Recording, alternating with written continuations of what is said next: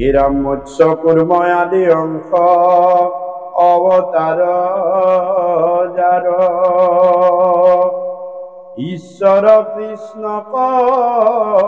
কুতি কুতি নমস্কার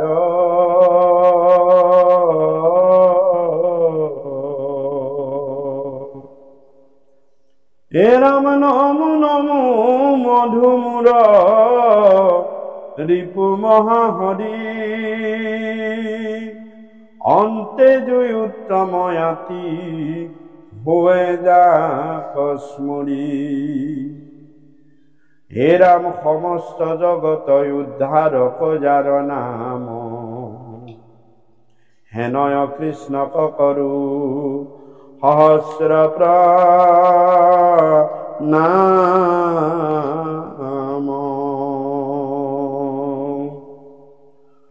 প্রভু ভগবন্ত ভক চরণ বনিধি হরি স্মরণে আরম্ভর হোক সিদ্ধি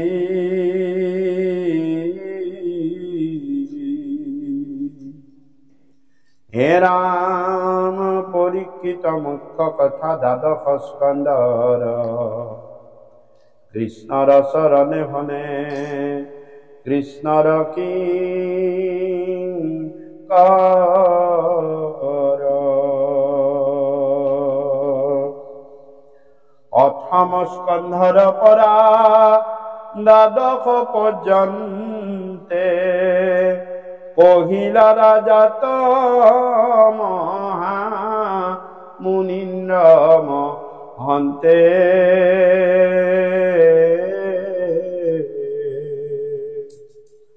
সংক্ষেপ করিয়া উদ্ধারিয়া তার হার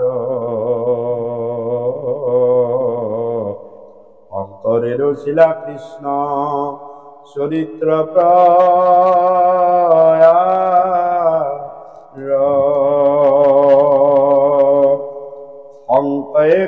সংক্ষেপ করিয়া উদ্ধারিয়া তার হার শঙ্করের শিলা কৃষ্ণ চরিত্র প্রয়ার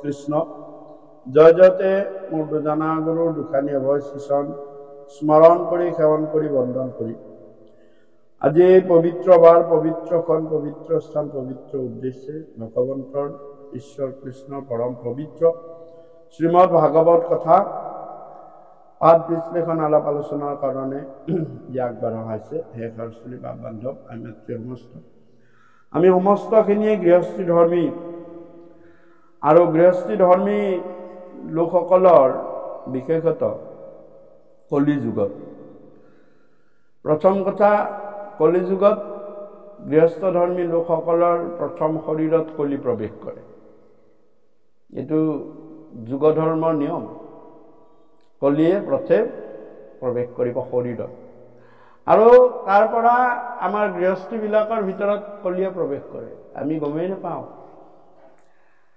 আৰু কৈছে ভগৱন্ত পুৰী যে সংসাৰী ধৰ্মৰ লোকসকলৰ এনেকুৱা ধৰণৰ মানে কিছুমান কৰ্ম আছে যিবিলাকৰ কাৰণে দুখ সুখ পোৱা যায় আৰু মই সংসাৰ ধৰ্ম যিহেতু কৰিছিলোঁ গতিকে ময়ো সংসাৰ ধৰ্মী হৈ ময়ো দুখ পাইছোঁ অকল মই ভগৱানৰ মুখত থকা নাই মোৰ নিচিনা দুখত কিজানি কাৰো জন্মই নাই মোৰ জেলত জন্ম তোমালোকৰ নাৰ্ছিং হোমত জন্ম চাওকচোন খাবলৈ ববলৈ নাই তাৰ মাজত ভগৱানৰ জন্ম সেয়া ভগৱানৰ বৰ সুখত থকা নাই কাইলৈ ৰজা হ'ব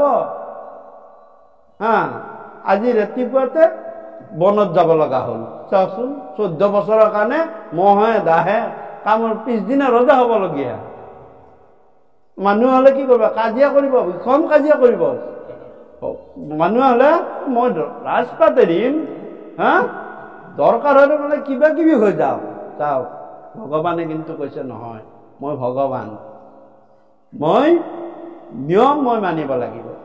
মই যদি প্ৰভু শ্ৰীৰামচন্দ্ৰ কিমান শক্তি, সৰু কথা, তেওঁ নাযাওঁ বুলি ক'লে কোনেও একো ক'ব নোৱাৰে, হয়নে? পিতৃহে প্ৰতিজ্ঞা আছিল, মোৰতো নাই। পিতৃৰ প্ৰতিজ্ঞা আছিল, পিতৃয়ে মানিব পাৰে নামানে, মই ৰজা হমেই। কিন্তু ভগৱানে কৈছে নহয়, মই যাম। সেইকাৰণে ভগৱান কৃষ্ণই কৈছে মই যশোদাৰ, মই কিমান দুখ পাইছো, মই জেলত জন্ম হৈছো। হা, ইচ্ছা কৰিলে কংসক জন্মৰ আগতে কিবা এটা ঘটনা কৰাব পাৰে, ইমান শক্তি আছে, কোনো গমেই নাপায়। কিন্তু নাই, তেওঁ নিয়তিৰ নিয়ম মানি সকলো কৰ্ম কৰি তেওঁ গোকুলত গৈ ডাঙৰ দীঘল হৈছে। কিমান কষ্ট, কত কিমান মানে চিআইডি লগাইছে, কত কিমান কষ্ট দিছে, কিমান ডাঙৰ ডাঙৰ দৈত্য অকল কংসক, কৃষ্ণক মাৰিবলৈ কংসই পঠাইছে। চাওক কিমান কষ্টত ডাঙৰ হবলগীয়া হৈছে। হয়, ইফালে মৰিবলৈ ভয় আছে, হয়তোতো তাক দেখাবই লাগিব মনুষ্য হৈছে যেতিয়া, আৰু ইফালে বেলেগৰ ঘৰত আশ্ৰয় লৈছে, সেইও এটা ভয় আছে, হয়নে?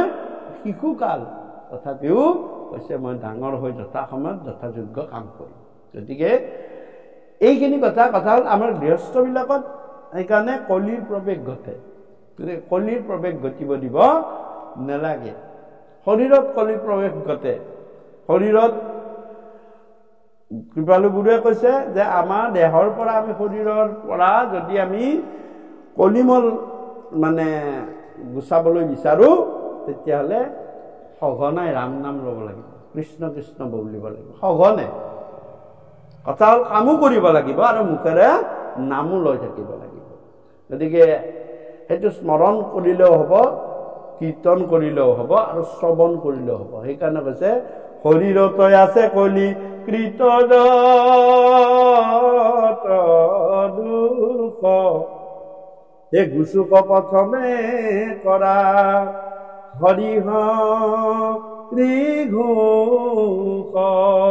দ্বিতীয় স্কন্ধৰ প্ৰথমতে কৈছে যে শৰীৰত আমাৰ যিমান কলিকৃত দুখ আছে, এইবিলাক কৃষ্ণ কৃষ্ণ নাম ল'লে নাইকিয়া হৈ যায়। যেনেকুৱা বহুত এটা খং উঠি আছে মোৰ আজি, কোনোবা এজনক আজি মই লগ পালে হয় বেয়াকে কম, নহয় বেয়াকে প্ৰহাৰ কৰিম, ভাবি আছো। কিন্তু মই তাৰ লগত এটা চুক্তি লগাই দিলো, ৰচোন মই আজি কৰিম, কম, মাৰিম, কৰিম, গালিও পাৰিম, কিন্তু তাৰ আগত কৃষ্ণ বুলি কৈ ল'ম। তেতিয়া সেই কৃষ্ণ নামটোৱে তোমাক কামটো কৰিব নিদিয়ে। এই যে তুমি ভাবি আছা মই কৃষ্ণ বুলি তাক মাৰিম, তোমাক কৃষ্ণ নামটোৱে তোমাক মাৰাব নিদিয়ে। তাৰমানে কৃষ্ণ নামটোৱে পাপ কৰ্ম কৰিবলৈ নিদিয়ে। প্ৰমাণ চাব। অৰ্থাৎ কৃষ্ণ নাম লোৱাৰ লগে লগে তোমাৰ যি কলিৰ শক্তি লগে লগে অৱদমিত হৈ যায়, খং নামৰ বস্তুটো নাইকিয়া হৈ যায়। নাইকিয়া হোৱাৰ লগে লগে তেওঁ কি হয়, যে তেওঁ সেই কাৰ্য কৰিব নোৱাৰে। পাপ কাৰ্য কেতিয়াও কৃষ্ণ নাম ৰাম নাম লৈ কোনেও পাপ কাৰ্য কৰিব নোৱাৰে। গতিকে ইয়াত প্ৰমাণ। গতিকে আমাৰ শৰীৰত এই যে কলিকৃত দুখ আছে, আৰু দুখৰ কাৰণে আমাৰ শৰীৰটোৱে কষ্ট পায়। আৰু গৃহবিলাকত এই কলিয়ে প্ৰৱেশ কৰে কাৰণে কলিয়ে প্ৰৱেশ কৰে। আপোনালোকে আজিকালি জানিছে, মই প্ৰায় সেইদিনাও কৈছো যে কেতিয়াও ঘৰত কুকুৰ পোহক, মই পুহিবলৈ মানা নকৰো প্ৰভুভক্ত বান্ধি, কিন্তু কুকুৰক কেতিয়াও ঘৰত সোমাব নিদিব। যদি কুকুৰ গৃহত সোমাই, মনত ৰাখিব কলিৰ বাহনেই কুকুৰ। কল্কি পুৰাণত আছে, ভৱিষ্যত পুৰাণত আছে, ভাগৱততো শেষৰ ফালে যুগ ধৰ্ম নিৰ্ণয়ত আছে। গো এৰি লোকে সাৰ মেয়ক পুহিব। গো মানে গৰু, কলি যুগত মানুহে গৰু পুহিব বাদ দিব। গো এৰি লোকে সাৰ মেয় মানে কুকুৰ, লোকে সাৰ মেয়ক পুহিব, এই পথে কলি গৃহে প্ৰৱেশ কৰিব। এই ৰাস্তাইদি কলিয়ে গৃহবিলাকৰ ভিতৰলৈ সোমাই যাব। আমাৰ আগতে বাৰান্দাত যদি কুকুৰ উঠে, পিতাই কয় এই চৰু পেলা, আজি চৰু পেলা, কাৰণ বাৰান্দাত কুকুৰ সোমাইছে। চাওক, হয় নে নহয়? আমি তাৰমানে সেইদিনা চৰুটো চোৱা যায়নে? কিন্তু আজিকালি ঘৰৰ ভিতৰত পাকঘৰত কুকুৰ থাকে। মানুহে বৃহস্পতিবাৰে মাংস নাখায়, কিন্তু কুকুৰৰ কাৰণে আনি খুৱায়। সেই চৰুটো সদায় চোৱা গৈ আছে না নহয় আমাৰ পূৰ্বপুৰুষৰ নিয়ম মতে? যদি বাৰান্দাত উঠোতে যদি চৰু পেলাব লাগে তেওঁৰ ঘৰত যদি অহৰ্নিশে ভিতৰত কুকুৰটো সোমাই থাকে সেই ঘৰটোত আপুনি কেনেকৈ অন্ন ল'ব কওক এওঁ বেছি কৰে নিয়ম কানুন বেছি কৰে কেনেকৈ অন্ন ল'ব যিমান আজাৰ হাজাৰ কৰিলে অন্ন আমি চুৱা চৰুত অন্ন লোৱাটো আমাৰ নিয়ম নহয় নহয় গতিকে চাওক কুকুৰ কি হ'ল ভিতৰলৈ এতিয়া মানুহে গৰু পুহিব এৰিব হয়নে মানুহ গৰু পুহিব এৰিছে গৰু পুহিব এৰি কুকুৰ পুহিব হা এতিয়া কুকুৰ পুহিব এতিয়া কওক কুকুৰৰ গাখীৰ কোনোবা খাব পাৰিবনে হা এতিয়া খাবলগীয়া হ'ব হা গৰু নোপোহে গৰু গাখীৰ নাপাব কেইবছৰ নোপোহে হা আজি এজনী ছোৱালীক কওক যে ভণ্টি এই সেই কৰাচোন মাইটো এই গৰুটো পথাৰত দৰৱ দি থৈ আহা তেওঁ নাযায় যদি কয় হাফ পেণ্ট পিন্ধি কুকুৰটো একবাৰ ঘূৰাই আনচোন তাই পটককৈ লাঠিডাল লৈ ৰছীডাল লৈ ওলাই গুচি যাব চাওক কলিৰ কিমান বাহাদুৰি হা চাওক কলিৰ গৰুটো কিন্তু লক্ষী উঠিয়ে দেখিব লাগে লক্ষী বস্তু আমি উঠিয়ে কাক দেখিব লাগে লক্ষী বস্তুক দেখিব লাগে হা দেখো কলি হা আমি চাওক প্ৰমাণবিলাক চাওক হয়নে নহয় গতিকে চাওক এইবিলাক কথা কিয় কৈছো গৃহস্থ ধৰ্মীৰ কাৰণে কৈছো মই তালৈ এতিয়া ভাগৱতৰ মূল আখ্যানলৈ যাম কথাটো মই আৰম্ভণিতে কৈছো কিয় যে গৃহস্থবিলাকৰ পৰা কুকুৰ পোহক যাৰ য'ত স্থান কিমানত দিব কৈছে কুকুৰৰ স্থান সদায় ঘৰৰ বাহিৰত আৰু মেকুৰীৰ স্থান সদায় ভিতৰত এইটো গৃহস্থ ধৰ্মশাস্ত্ৰটো আছে গতিকে যাওক পোহক বাহিৰত থাকিব দিব লাগিব তাক বাহিৰত খাই যাব বাহিৰৰ দেশৰ মানুহবিলাকে কেনেল সাজি দিয়ে বাহিৰত ঘৰৰ বাহিৰত কিছুমান ঘৰ সাজি দিয়ে সিহঁতক থাকিবৰ কাৰণে চাওক আমাৰ এতিয়া কি কৰে কুকুৰৰ লগতে গোটেই ঘৰটো কুকুৰ নহ'লে আৰু কুকুৰ বুলি মাতিলে বেয়া পায় নামকাৰী আছে কিবা কিবা নাম আছে নামকাৰী মাতিব লাগে চাওকচোন কুকুৰক কুকুৰ বুলি নামাতে সিংহ বুলি মাতিব এইবিলাক কথা মানে মই গৃহস্থ ধৰ্মী সকলৰ কাৰণে আই মাতৃসকলৰ কাৰণে কৈছো মনত ৰাখিব গতিকে আৰু বহুত আছে নিয়ম কানুন বহুত আছে কৃষ্ণ আমি ভাগৱতৰ 10ম স্কন্ধত আজি পঢ়িম কাৰণ এইকাৰণে পঢ়িম যে ভগৱন্ত কৃষ্ণ কৈছে যে অকল মোৰেই তোমালোকৰেই নহয় দিয়া সংসাৰত মৌ কমতি জ্বালা যন্ত্ৰণা দুখ কষ্ট পোৱা নাই মোতকৈ তোমালোকে বেছি পোৱাই নাই কিজানি এনেকে কৈছে আৰু সেইকাৰণে কৈছে বাৰু প্ৰণম ঈশ্বৰ পৰম পুৰুষ প্ৰভু ভগৱন্তৰ প্ৰথমা পত্নী যিনেকি সাক্ষাৎ লক্ষ্মী যিনেকি আমাৰ ক'ৰ পৰা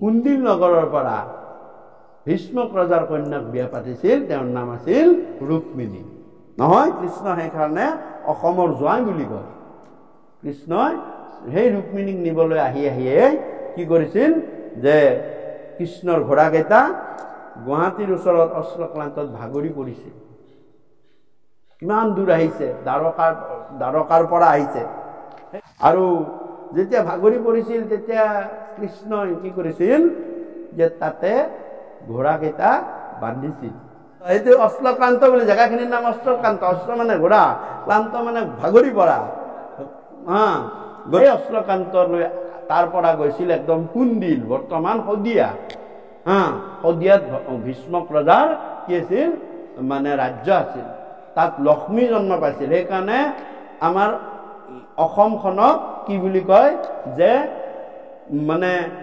অষ্টনিধিৰ ভাণ্ডাৰ বুলি কয় লক্ষ্মীৰ মানে উদয় হৈছে লক্ষ্মী আমাৰ অসমৰ পৰা অসমত মানে জন্ম হৈছে গতিকে লখিমপুৰ বা সেই গোটেই ডিষ্ট্ৰিক্টখনক তেতিয়া লখিমপুৰ বুলি কয় লক্ষ্মীৰ জন্ম হৈছিলে আৰু সেই কোণটো মানে ইছান কোণ বুলি কয় সেই কোণটোৰ পৰা লক্ষ্মীৰ উদয় হৈছিলে গতিকে এতিয়াও আছে সেই কোণটো মানে উত্তৰ পূব দেখিছেনে শদিয়া উত্তৰ পূবত আছে উত্তৰ পূব মানে লক্ষ্মীৰ ভাণ্ডাৰ গতিকে সেই লক্ষ্মীকেই ৰুক্মিণীকেই ইয়াৰ পৰা ভগৱন্ত পুৰুষে হৰণ কৰি লৈ গুচি গৈছিল গতিকে সেই লক্ষ্মীয়ে হৈছে ৰুক্মিণী লক্ষ্মী হিচাপে আহিছে আৰু প্ৰথম মহিষী প্ৰথম বিয়া পতা গৰাকী হৈছে ৰুক্মিণী এই ৰুক্মিণীৰ গৰ্ভতে ভগৱন্ত পুৰুষৰ ঔৰসত এই ৰুক্মিণীৰ গৰ্ভতেই কামদেৱ অৰ্থাৎ প্ৰদ্যুন্নৰ জন্ম হৈছিল। নামটো হৈছে ভগৱন্তৰ ডাঙৰ সন্তান, প্ৰথম সন্তান, তেওঁৰ নাম হৈছে প্ৰদ্যুন্ন নামটো। কিন্তু কোন হয়? যে কামদেৱ হয়।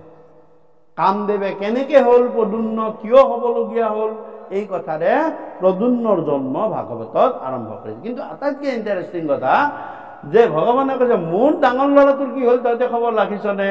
কোনোতো ৰখা নাই। গতিকে ইয়াত কৃপালু গুৰুৱে 10ম স্কন্ধত দিছে, হে ৰাম ফুকনি গদতি শুনা পৰীক্ষিত বাপ, এহি মতে কৰি কৃষ্ণে পুৰতয়া লাপ,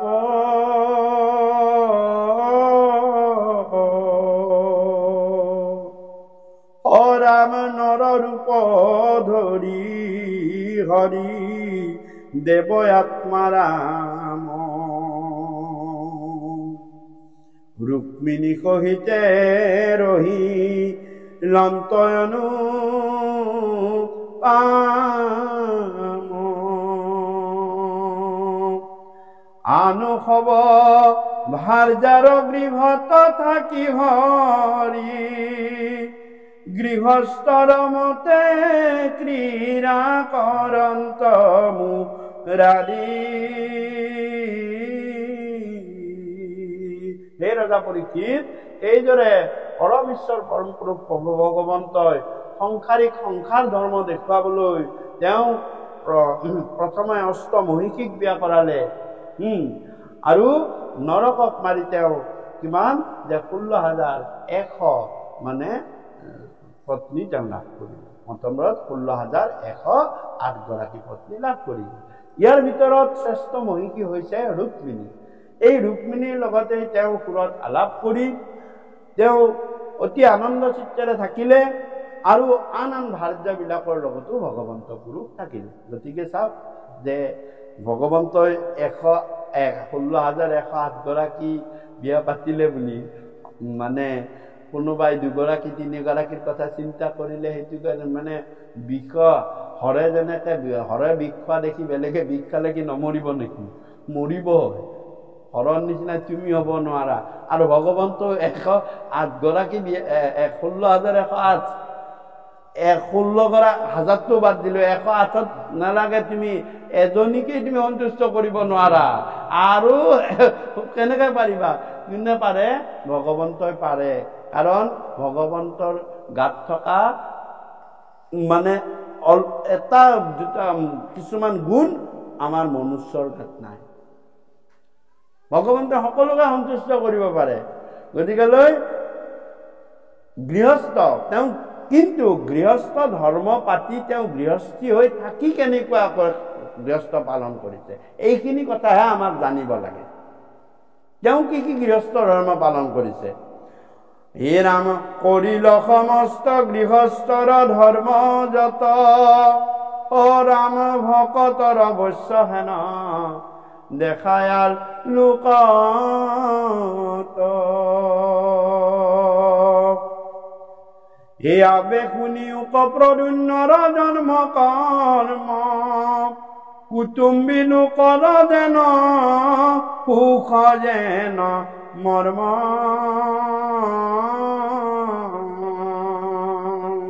যে তেওঁ গৃহস্থৰ ধৰ্ম কৰ্মবিলাক কৰিছে। আমি যেনেকে গৃহস্থ হৈ থাকিছো, তেওঁ গৃহস্থৰ ধৰ্ম কৰ্মবিলাক কৰি দেখিছে। কোনে দেখিছে? যে নাৰদে দেখিছে। নাৰদে এদিন চিন্তা কৰিলে, ৰাম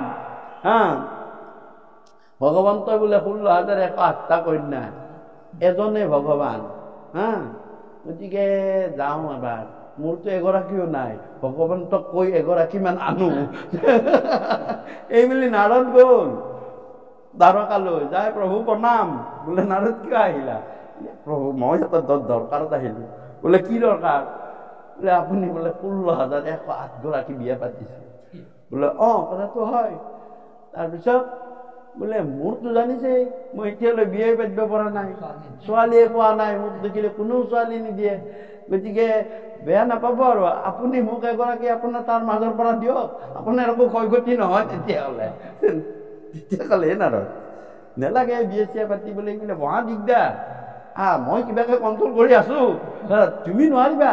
এই প্ৰভু নহয় দিয়কচোন, এবাৰ দি যাওকচোন, যি হয় তাকে হ'ব। আৰু হয় নেকি? মই কিন্তু এটা কথা, মই কিবাকেহে কণ্ট্ৰল কৰি আছিলো, বৰ টান কথা। বোলে হয়, মোক বেছি নালাগে নহয়, মই এগৰাকীহে লাগে, এগৰাকীহে লাগে। তেতিয়া বাৰু তুমি ইচ্ছা কৰিছা যেতিয়া তুমি যোৱা, মোৰ দ্বাৰকাত যোৱা।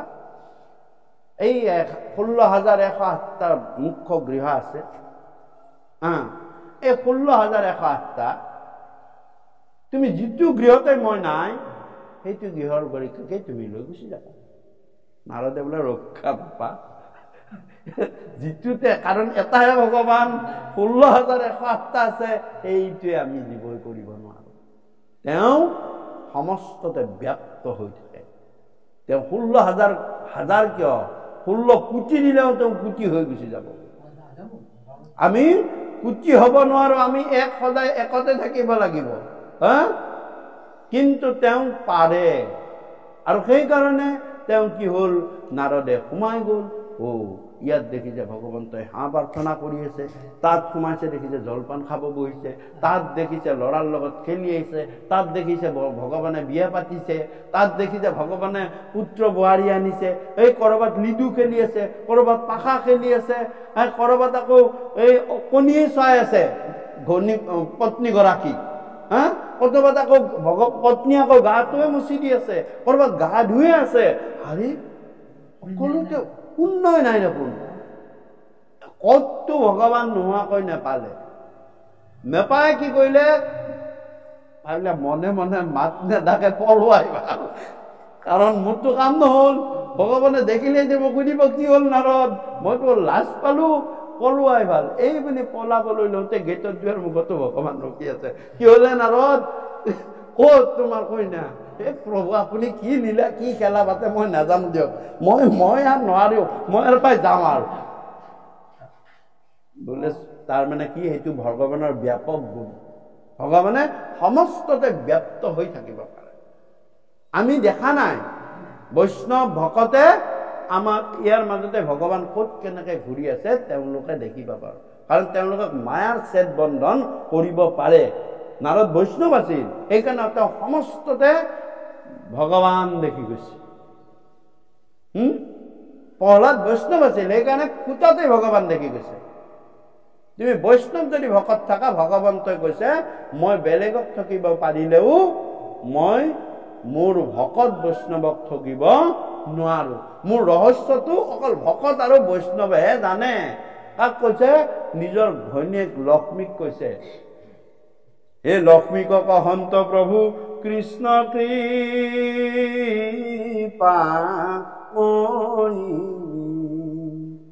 হে ভকতেহে মোৰ জানা ৰহস্য জানই।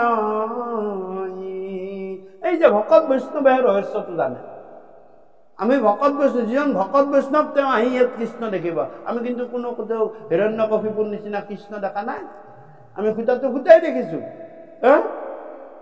আমি মানুহটো মানুহে দেখিছো, হয়নে? কিন্তু ভকত বৈষ্ণৱৰ দৃষ্টিত ইয়াতেই ভগৱান বিৰাজমান আছে। হিৰণ্যকশিপুৱে পুতেক প্ৰহ্লাদক কৈছে, আৰে মই ঋষি মুনিসকলৰ ডিঙি কাটি সন্ত সাধুক মই মাৰিও ভগৱানক কোৱা নাই, জীৱ থকা বস্তুক মাৰিও ভগৱানক কোৱা নাই। গোট বোলে গৰু ভগৱান থাকে, গোবধ কৰিছো, ভগৱান ওলাই যদি ওলাক তাৰ পৰা, তাতো পোৱা নাই।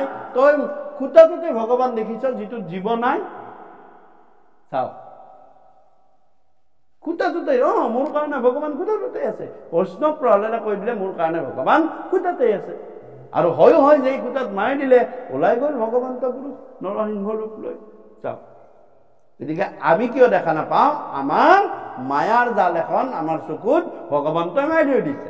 আৰু যেদিনাই গোসাঁইক মায়া স্বামী তোমাৰ চৰণে আমি ভজিলো জয় জয় বুলি, হে প্ৰভু তুমি মায়াৰ সেইখন কিবাকে গুচাই দিয়া, তেতিয়া দূৰ কৰা মায়া চাপুহু তোমাৰ চৰণ ছত্ৰ নিকট। এই মায়াৰ জালখন যেতিয়া গুচাই দিব তেতিয়া তুমি সকলোতে ভগৱন্ত পুৰুষক দেখি যাবা। গতিকে আমি কৃপালু গুৰুসকলে মাধৱ মহাপুৰুষে তাকেই কৈছে। গতিকে ইয়াতো সেই কথা ক'বলৈ গৈ যে চোৱা, যে মই যেতিয়া গৃহস্থ ধৰ্ম কৰি আছো গতিকে মোৰো দুখ সুখ আছে, কাৰণ মোৰ দুখ সুখ দেখিলেহে গৃহস্থ সংসাৰী লোকসকলেও দুখ সুখৰ কথা সহ্য কৰিব পাৰিব। কেনেকুৱা বুলি কৈছে, হে ৰাম ৰুদ্ৰৰ কুপত যিটো কাম দগ্ধ হৈল, কোনো সেই কাম কৃষ্ণ বীৰ্যে উপজিল। যে আপোনালোকে জানে ৰুদ্ৰ অৰ্থাৎ শিৱ মহাদেৱৰ উপত পৰি কামদেৱ ভস্ম হৈ গৈছিল। কামদেৱ ভস্ম হৈ গৈছিল অৰ্থাৎ পৰম বৈষ্ণৱ শিৱই আমাৰ কামৰূপ ৰাজ্যতে কি কৰিছিল, যে ভগৱন্ত স্তুতি ধ্যানত আছিল। আৰু তাকে দেখি ইন্দ্ৰৰ বৰ ভয় হৈছিল। এই শিৱই যেতিয়া ধ্যানত বহিছে এতিয়া মানে ভূত প্ৰেতেৰে গোটেইখন ৰাজ্য এইখন লৈ ল'ব, এইখন ৰাজ্যখন অনাৰ্য ৰাজ্য কৰি লৈ ল'ব।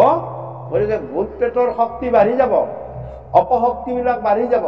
গতিকে শিৱৰ ধ্যান কি কৰিব লাগে, ভংগ কৰিব লাগে। তেওঁ এফালৰ পৰা দেৱ দেৱীবিলাকক আদেশ দিছিল যে প্ৰথমতে ইন্দ্ৰক ক'লে, ইন্দ্ৰ বিফল হ'ল, বৰুণক ক'লে, বৰুণ বিফল হ'ল, সূৰ্যক ক'লে, সূৰ্য দেৱতা বিফল হ'ল, আৰু শেষত গৈ পঞ্চবান লৈ কামদেৱক পঠিয়াই। আৰু কামদেৱক পঠিয়াই দিওঁতে কামদেৱে প্ৰথমেই পঞ্চবান প্ৰহাৰ কৰিলে। কামৰ 5 বান থাকে আৰু সেই পঞ্চবান স্তম্ভন মোহন, আৰু সেই স্তম্ভন মোহন বানবিলাক যেতিয়া মাৰি দিলে, আৰু মাৰি দিয়াটো শিৱৰ কিন্তু ধ্যান ভংগ হৈ গুচি গ'ল। আৰু ধ্যান যেতিয়া ভংগ হৈ গ'ল, তেতিয়া শিৱই কামদেৱক ত্ৰিনয়ন অৰ্থাৎ তৃতীয় নয়নটো খোল খাই খঙত কামদেৱ লগে লগে চকুৰ আগত ভস্ম হৈ গুচি গ'ল। আৰু যেতিয়া কামদেৱ ভস্ম হৈ গ'ল তেতিয়া সেই কামদেৱে কিন্তু লগে লগে সেই নাপালে। যেতিয়া ভস্ম হৈ গুচি গ'ল, ভস্ম হৈ যোৱাত সেই কামদেৱ যিহেতু দেৱতাৰ বীৰ্যটো ই অমৰ, এই কামদেৱে কি কৰিলে, ভগৱন্তৰ বীৰ্যত গৈ কামদেৱ স্থাপন হ'ল। ভগৱন্তৰ বীৰ্যত যেতিয়া কামদেৱ স্থাপন হ'ল তেতিয়া সেই বীৰ্যই ৰুক্মিণীৰ গৰ্ভলৈ আহি প্ৰদ্যুম্ন নামে জন্ম হৈছিল। কোন কামদেৱ? মূল প্ৰদ্যুম্ন কোন? দৈবিক শক্তি কামদেৱৰ পুত্ৰ কামদেৱৰ পুত্ৰ নহয়, কামদেৱ কৃষ্ণ ডাঙৰ পুত্ৰ হৈছে কামদেৱ স্বয়ং। আৰু সেইকাৰণে কৈছে, হে ৰাম বাসুদেৱ বলভদ্ৰ কাময়নি ৰুদ্ধ এক কৃষ্ণ 4 ৰূপ জানিবা বিশুদ্ধ। মনত ৰাখিব এই 4টা নাম, যে বাসুদেৱ পৰম ঈশ্বৰ পৰম পুৰুষ প্ৰভু ভগৱন্ত, আৰু বলভদ্ৰ বলৰাম যি অনন্ত নাগ, তাৰ পৰা কাম মানে এয়া প্ৰদ্যুম্ন, কামদেৱ তেওঁৰ নাম হৈছে জন্মত প্ৰদ্যুম্ন। আৰু অনিৰুদ্ধ কাৰ? যে আপোনালোকে পাইছে নহয় যে এই কামদেৱৰ পুত্ৰ হৈছে অনিৰুদ্ধ, মনত ৰাখিব। গতিকে বাসুদেৱ বলৰাম কামদেৱ অৰ্থাৎ প্ৰদ্যুম্ন আৰু অনিৰুদ্ধ, এই অনিৰুদ্ধই উষাক বিয়া পাতিছিল, হয়নে? গতিকে চাওক, এই 4টা নাম একে কৃষ্ণ, এজনেই, 4টা ৰূপ আৰু জানিবা বিশুদ্ধ।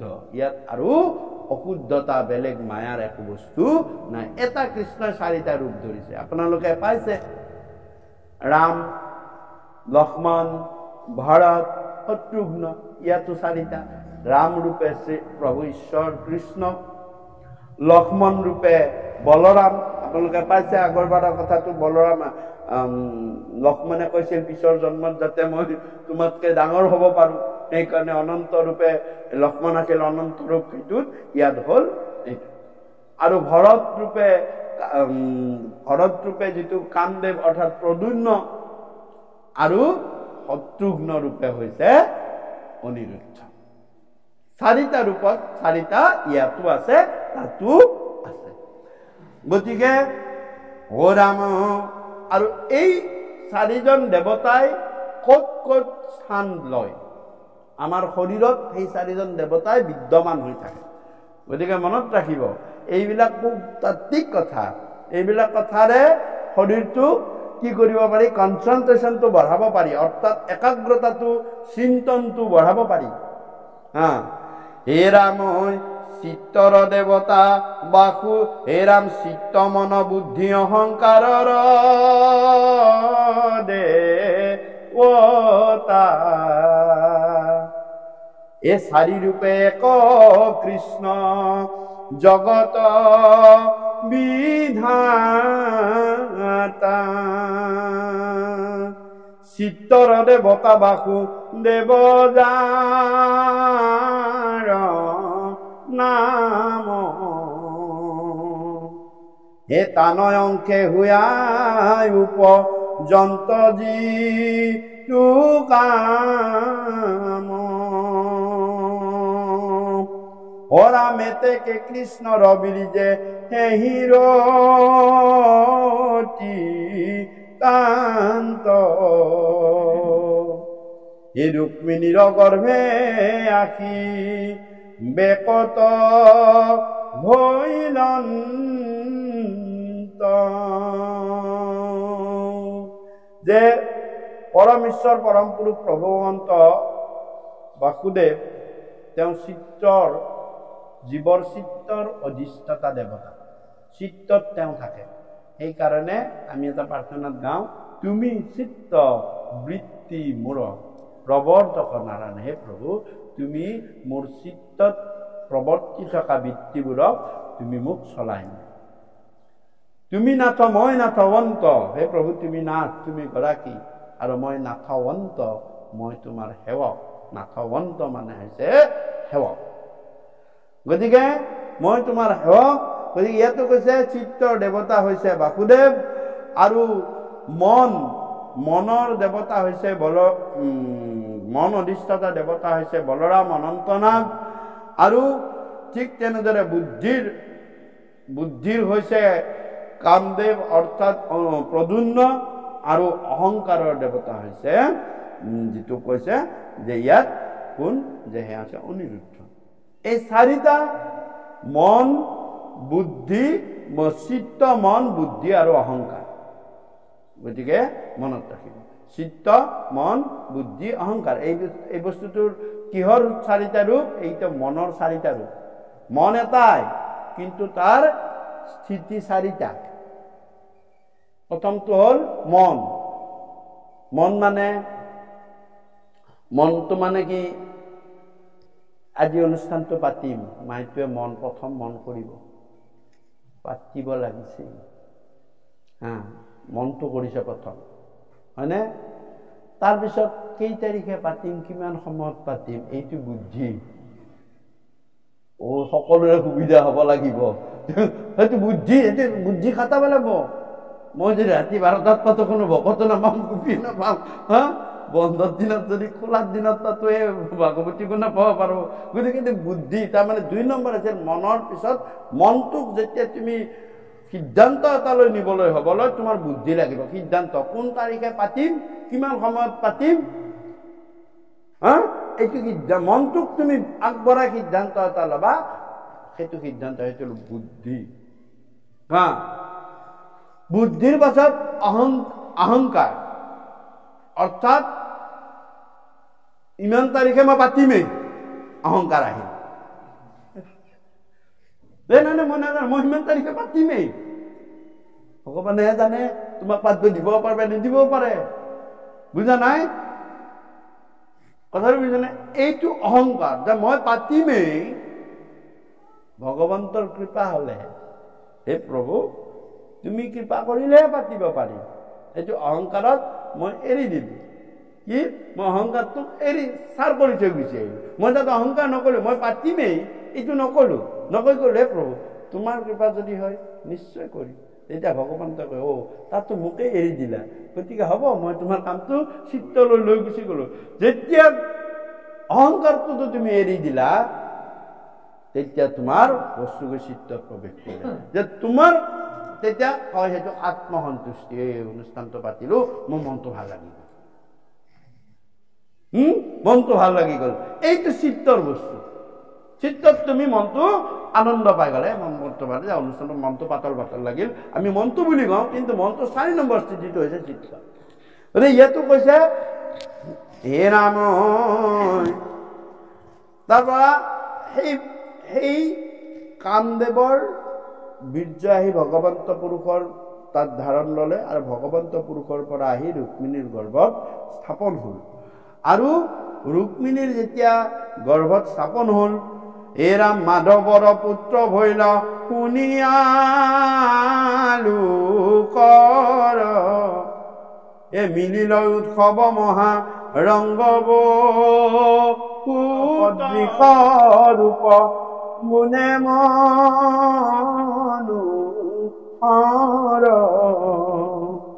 এ জানিয়া পদন্য নাম হৈলা দামোদৰ,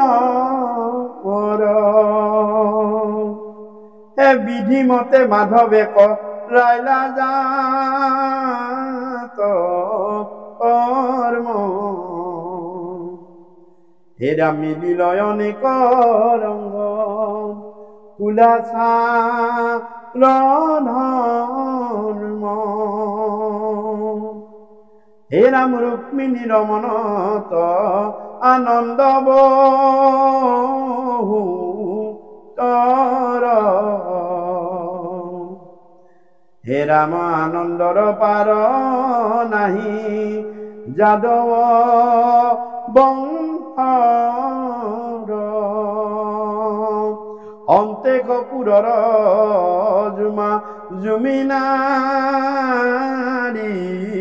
গণে, হে প্ৰদ্যুন্নক চাহিবাক চলে ৰং গমনে, আনন্দে পুৰিলা সবে দ্বাৰকান গৰি, হে শিশবয় আনন্দ কেনে কহিবা কপাৰি, সকলে বান্ধৱে হুয়া আছে আনন্দিত, এয়াত পৰে যেন হইলা শুনাবি পৰিত। কৃষ্ণ ৰুক্মিণীৰ গৰ্ভত প্ৰদ্যুন্নৰ স্থিতি হল আৰু প্ৰদ্যুন্নৰ জন্ম। যেতিয়া জন্ম হল তেতিয়া কৃষ্ণৰ ডাঙৰ সন্তান, প্ৰথম সন্তান জন্ম হৈছে। সকলো দ্বাৰকা নগৰীত মানে আনন্দ আৰু বৰ ফূৰ্তি, আৰু জুমা জুমিকে সকলোৱে কৃষ্ণৰ পুতেকক চাবলৈ আহিছে। আৰু ভগৱন্ত পুৰুষেও মনুষ্য লীলা দেখাই জাতকৰ্ম, আমাৰ গণোৱা কামটো জাতকৰ্ম, জাত তোলা বুলি কয়, আগতে জাত তোলা বুলি কৈছিলে, এতিয়াও কিছুমান সম্প্ৰদায় বা মানুহৰ আছে যে জাতত তুলি লয়, কাৰণ কি জাতৰ পৰা কেনেকৈ আহিছে ক'ব নোৱাৰি, সেইটো কাৰণে থাকে বাৰু, এতিয়াতো জাতকৰ্ম কৰাইছে। গতিকে আৰু মিলিল অনেক ৰংগ কুলাচাৰ ধৰ্ম, আৰু তেওঁলোকৰ ফুলবিলাকৰ আচাৰ ধৰ্ম যি যি আছিল সমস্তখিনি কৰালে। আৰু তাকে দেখি ৰুক্মিণীও মনত বৰ আনন্দ পালে, ৰুক্মিণীও মনত বৰ আনন্দ পালে। আৰু তাৰ পৰা কি হ'ল, যে ইয়াৰ পিছত এটা ডাঙৰ অঘটন ঘটিল আৰু সেই ঘটনটোৱে ভগৱন্ত পুৰুষে ঘটাই ল'লে। ফলত চোৱা মই সুখত থকা নাই, কথাখিনি যে ক'লো কি হ'ল যে হেৰা মহাদুষ্ট অসুৰ সম্বৰ বুলি যাক একেহি হৰি ন্যায় আছে কামৰ ভাৰ যাক যি কালে শিৱৰ কোপে কাম গৈল মৰি তৈ খানিয়ে ৰতি কয় ফুৰেনি লাহৰি অসংখ্যাত মায়া কজা নন্তৰতি নাৰী অসুৰক মুহিয়া থা কন্তমায়া কৰি আপোন সদৃশ সজি দেন্তমায়া নাৰী হে তাকে ৰতি বুলি দুষ্টে থাকে ক্ৰীড়া কৰি হে হৰিৰাম মহাপতি ৰতিৰ যেন দিনে যুগ যাই স্বামী উপজীৱ জানি আছে বাত চাই অহা কাম বলন্তে চকুৰ পৰে ৰুই অসুৰৰ গৃহতয়া চন্তে দুখ পাই অনন্তৰে কামদেৱ হৈলায়ুতপতি শুনিলে কৈ অসুৰ পৰম কুৰমতি মোৰ পান বৈৰী কাম উপজিল বুলি চুততে মাৰো মুয়াক তাংক গৈল জ্বলি কৃষ্ণ যে প্ৰদ্যুম্নৰ যেতিয়া জন্ম হ'ল তেতিয়া আচলতে প্ৰদ্যুম্ন কোৱা হৈছে যে কামদেৱ, কামদেৱৰ ঘৈণীয়েকৰ নাম ৰতি দেৱী, কামদেৱৰ পত্নীৰ নাম ৰতি দেৱী। আৰু ৰতি দেৱী আটাইতকে স্বৰ্গৰ অপশ্বৰী বা কোনো অপশ্বৰীয়ে ৰতি দেৱীৰ লগত পাত্তা নাই। কামদেৱৰ পৰিবাৰ ইমান ধুনীয়া, সম্ভৱ ধুনীয়া, অপশ্বৰীয়ে পাত্তাই নাপায়। গতিকে সেই ৰতি দেৱী যেতিয়া শিৱৰ মানে ত্ৰিনয়নৰ তাপত কামদেৱ ভস্ম হৈ গ'ল, তেতিয়া সম্বৰ নামৰ অসুৰটোৱে আহি ৰতি দেৱীটো এতিয়া ৰক্ষা কৰোঁতা কোনোৱে নাই, বেলেগে নিয়াৰ আগতে, দেৱতাবিলাকে নিয়াৰ আগতে মই ৰতি দেৱীক চুৰ কৰি লৈ গুচি আহোঁ।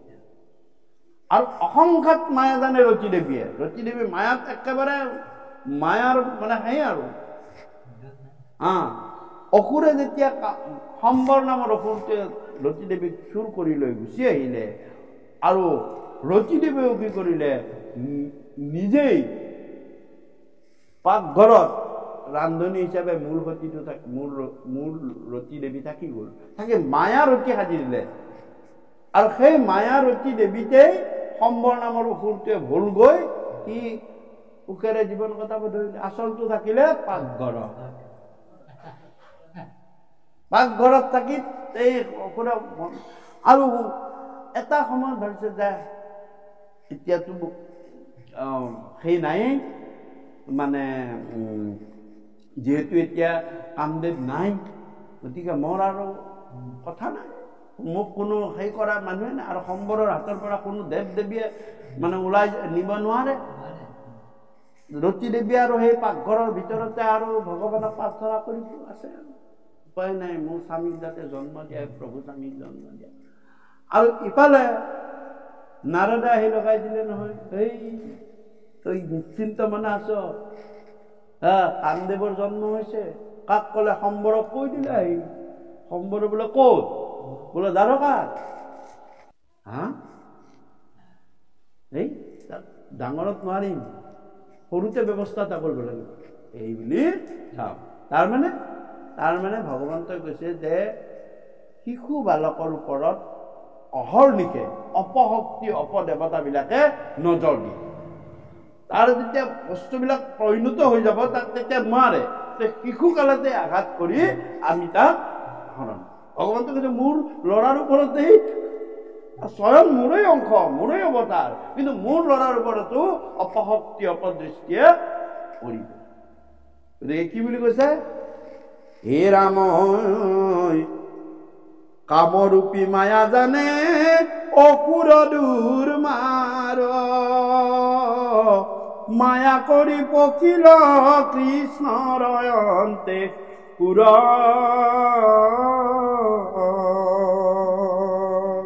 এতে কামৰূপী মায়া বুলি কৈছে। কামৰূপী মায়া কি জানে? হৰলুকী মায়া, থিয়তে নাইকিয়া হ'ব পাৰি।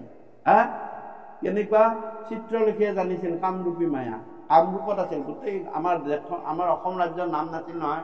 আহোমসকল অহাৰ পিছতহে অসম হ'ল। তাৰ আগতে সেই গোটেই কামৰূপ, আমাৰ গুৱাহাটীখনক এই অঞ্চলটো প্ৰাগজ্যোতিষপুৰ, হয়নে? এই কামৰূপখনৰ 4টা খণ্ডত ভাগ হৈ আছিল। এখিনিৰ নাম ৰত্নপীঠ, এখিনিৰ নাম সৌমাৰ পীঠ, এখিনিৰ নাম স্বৰ্ণপীঠ, এনেকে 4টা ভাগত ভাগ হৈ আছিল। কিন্তু গোটেইখনৰ অসমৰ দেশৰ নাম আছিল কামৰূপ। তেতিয়া কোচবিহাৰ চোচবিহাৰ চব লগ লাগি আছিল কামৰূপত। মোটামুটি গোটেইখন আছিল আৰু মানে কোচবিহাৰ চোচবিহাৰ চববিলাক গোটেই আছিল, এটা ডাঙৰ অসম। গতিকেলৈ সেই কামৰূপত এটা মায়া আছিল, সেই লগে লগে নাইকিয়া হ'ব পাৰে। যিটো আজিও দৰঙৰ কিছুমান অঞ্চলত মায়াঙত এতিয়াও সেইবিলাকৰ কিছু কিছু প্ৰভাৱ আছে। চিত্ৰলেখীয়া সেইকাৰণে গোমোৰা এটা হৈ মানে সেইত সোমাই গৈছিল, এই মানে অনিৰুদ্ধক পলুৱাই লৈ গুচি আহিছিল গোমোৰা এটা হৈ। এইবিলাক কোনে জানে? কামৰূপৰ মানুহবিলাকে জানে। সেইকাৰণে কামৰূপী মায়া জানে। ইয়াতো এই সম্বৰেও কামৰূপী মায়া জানে, মানে কিবা বেলেগ বেলেগ ধৰণৰ হৈ গুচি যাব পাৰে। আৰু সেনেকে কৃষ্ণৰ এই অন্তেশপুৰত কামৰূপী মায়া জানিয়েই তেওঁ সোমাই গুচি গ'ল।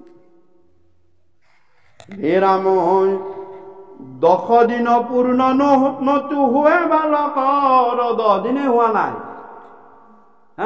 কৃষ্ণক 1 মাহত পুতনাই ধৰিছিল, 1 মাহতে পুতনা গাখীৰ খুৱাব আহিছিল। পুতেকক আকৌ তাতকেও কম, কিমান? 10 দিন হোৱাই নাই। বিচিত্ৰ সজ্জাত সুতি আছে ৰুচিকৰ, ৰুক্মিণী প্ৰমুখে বেঢ়ি আছে নাৰী নৰে, কেহু নমনিলে হৰি নীলে কয় সুৰে। সমুদ্ৰ মধ্যত নিয়া পেলাই খেহিছেগে। ৰুক্মিণী সকলোৱে বেৰিয়ে আছে, কোন তৰকত আহি মাজৰ পৰা ল'ৰাক লৈ গুচি গ'ল, কোনেও ধৰিবই নোৱাৰিলে। আৰু নিলেও নিলে, নি একেবাৰে সাগৰৰ মাজত পেলাই দিলে। যাওক কিমান 10 দিনীয়া বালক এটা, মাকৰ কি অৱস্থা হ'ব? তাতে প্ৰথম ল'ৰা, তাতে বংশৰ গোটেই কুল জাত নাম, তাতে শ্ৰীকৃষ্ণৰ ল'ৰা। চাওক কিমান দুখ। এ হৰি নাম,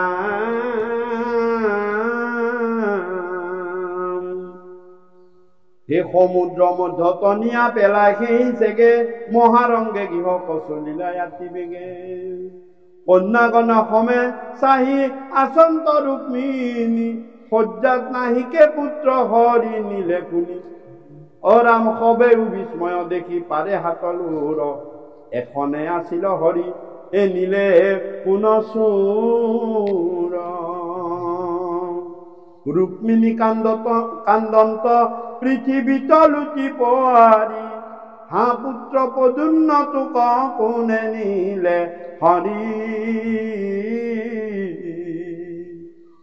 ৰাম প্ৰথমৰ পুত্ৰ মোৰ ৰাতি সুকুমাৰ, কোনে আঁকি দিলা মোৰ বুকুত কুঠাৰ।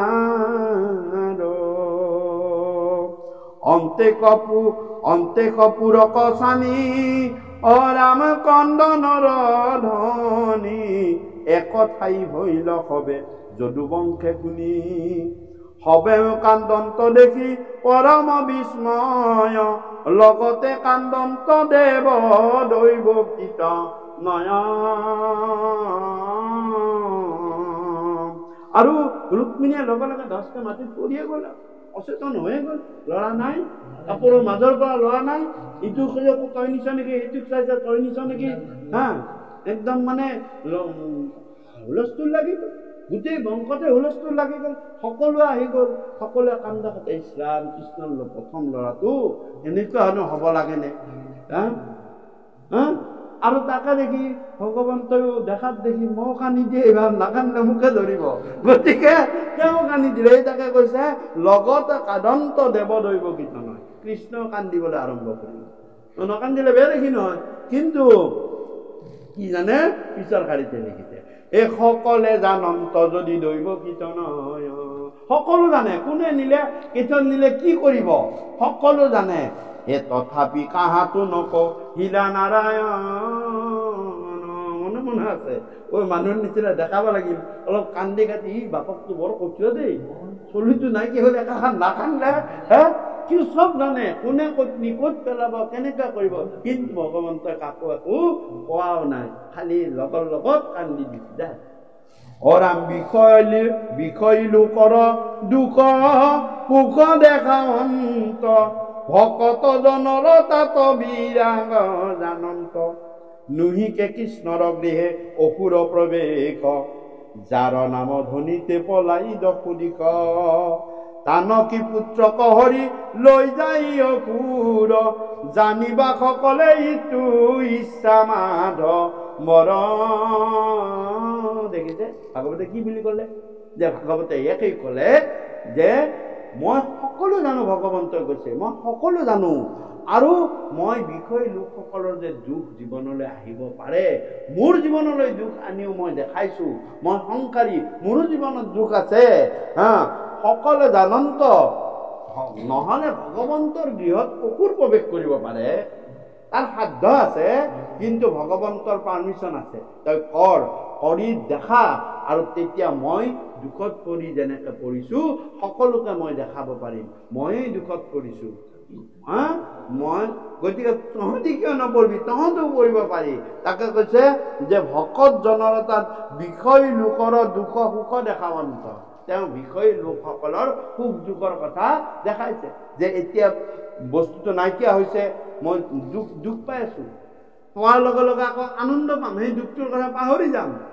গতিকে কিন্তু ভগৱানে কৈছে মই ভকতক পালন কৰো মই জানো ক'ত কেনেকে কিয় তাক মাৰিব নোৱাৰে কাৰণ ভগৱন্তৰ বীৰ্য ই কোনেও মাৰিব নোৱাৰে তাৰ শক্তি নাই কিন্তু দৈৱ ক্ৰমত মই ঘটাই লৈ গৈ আছো অ ৰাম যাদৱ বংশৰ শোক কাহিনী থাকক যে যাদৱ বংশৰ এই দুখ লগা কাহিনীবিলাক থাকক এই প্ৰদ্যুম্নৰনো কি হ'ল তাৰে কথা অলপ কওঁ মানে তালৈ গৈছে এই সাগৰৰ মাজত পেলাই দিলে নহয় ল'ৰাটো ৰাম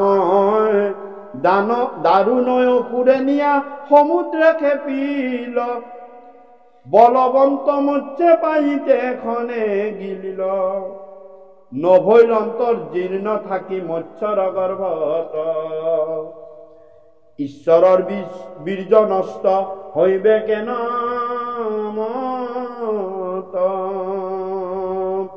মৎস্যৰ গৰ্ভত যেবে আশা কতো কাল তাত পাছে কৈবৰ্তে মেলিলে মহা জাল আন মৎস্য সমে পাছে তাক লাগ পাইল মহামৎস্য দেখি পাছে ৰাজত যোগাইল দেখিয়া সম্বৰ সুৰ মহাৰংগ মনে ৰন্ধন মন্দিৰে মৎস্য পঠাইলাতে খনে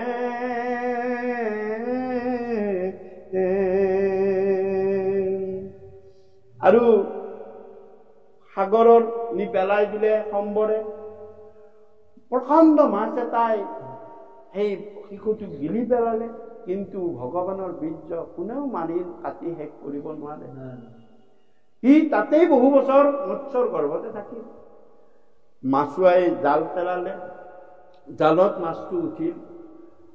আমাৰ এটা নিয়ম আছে যে আমাৰ ঘৰ বাৰীৰ বিশেষকৈ ভকতৰ বা সংসাৰী গৃহৰ লোকৰ এটা মনত আছে, প্ৰথম ফল প্ৰথম ফল গুৰুগৃহলৈ বা ৰাজগৃহলৈ দিয়া নিয়ম। ৰাজগৃহলৈতো নিদিয়ে, কিন্তু গুৰুগৃহলৈ দিয়া নিয়ম।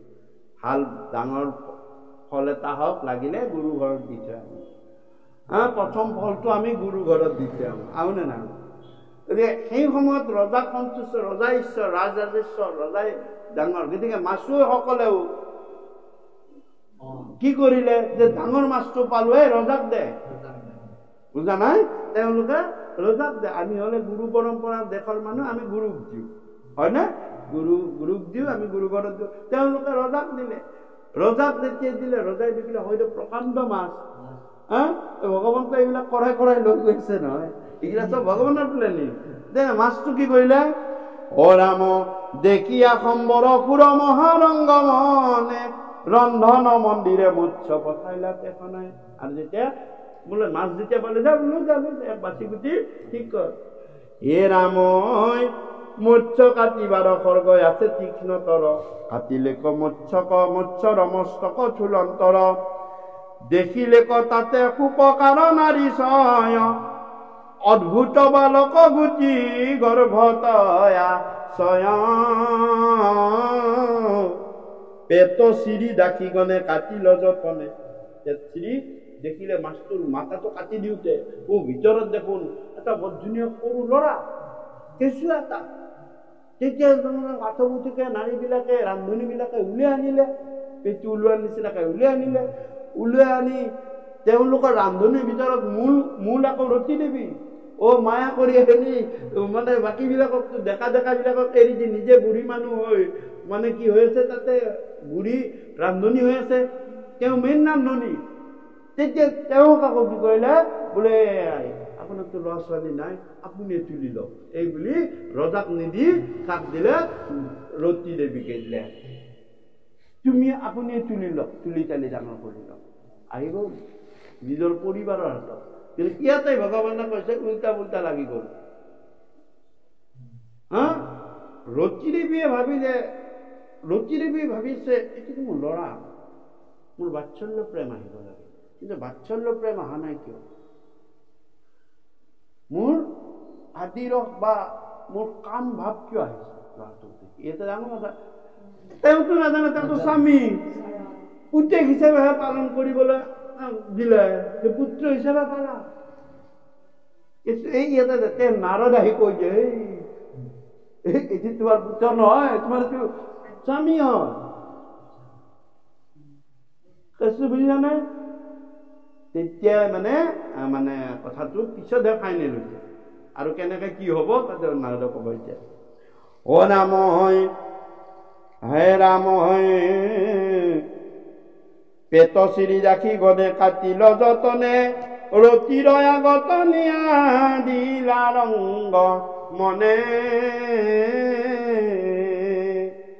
দেখি মায়া ৰতিৰ পৰম ৰংগ মন, ধুৱাই কোলাত লয়া পিয়াইলন্ত স্তন। সৰ্বাংগে সুন্দৰ তনু শ্যাম কলে বৰ, কমল নয়ন মুখৰা তুলয় ধৰ। অৰুণ চৰণ কৰ কমল দীপিতি, নীলয়া কুঞ্চিত কেশ কুণ্ডল পংকিতি। এহি বুলি পৰময় আনন্দে মহাকোটি, পুত্ৰ বুদ্ধি কাম কতুলন্ত দিনে ৰাতি। আৰু এইদৰে পুত্ৰ বুদ্ধি, পুতেক বুলি ভাবি নিজৰ স্বামীক তুলি তালি ডাঙৰ দীঘল কৰিছে। তেতিয়া ৰতিৰ মনত চিন্তাটা হৈছে, ইছৰাম মোৰ ল'ৰা নালাগে কিবা, ল'ৰা নালাগে, কিন্তু মোৰ কিবা স্বামী ভাৱটো আহি যায়। গতিকে এই কথাখিনি যেতিয়া পাজলত পৰিল, তেতিয়া আহি গ'ল ৰাম অনন্তৰে গৈলন্ত নাৰদ মহামুনি। নাৰদে এতিয়া আচল কথাটো কৈ দিব।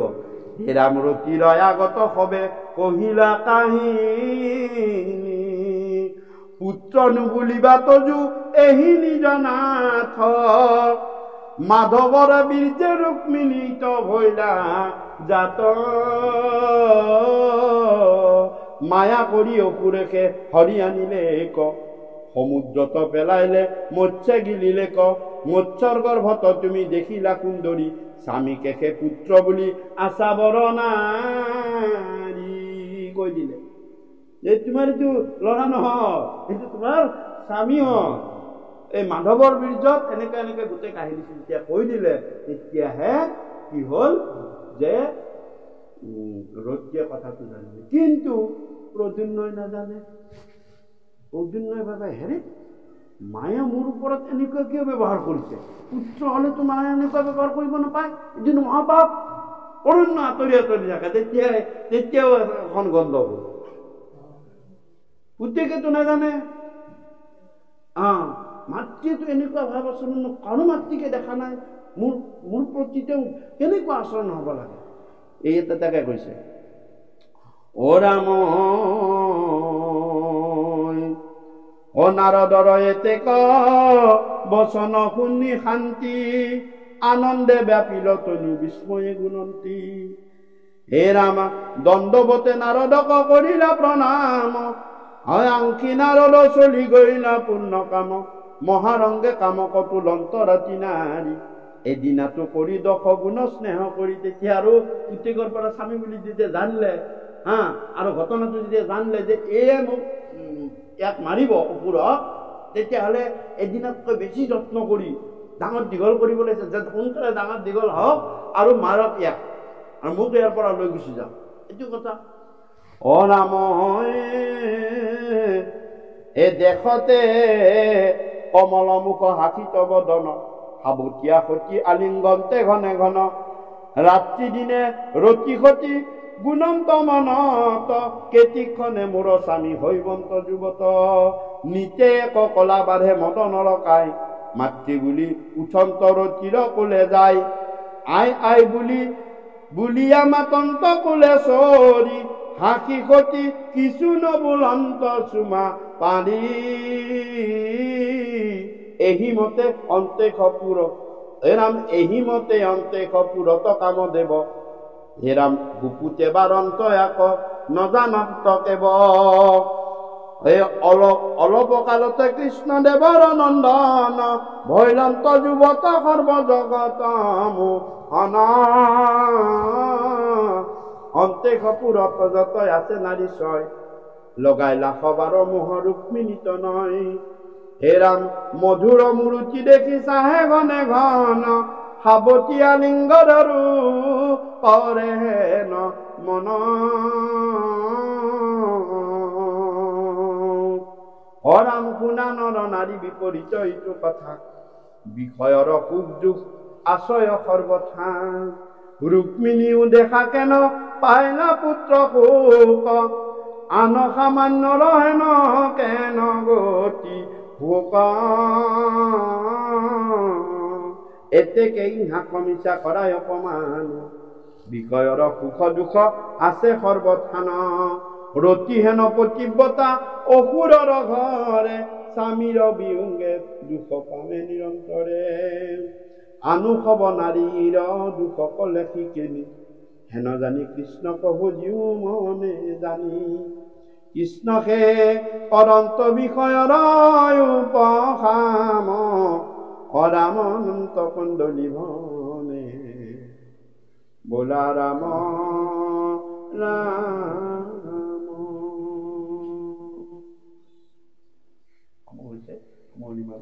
কৃষ্ণ হে ৰাম কৃষ্ণৰ চৰিত পৰময় অমৃত ইয়াত পৰে নাহি আন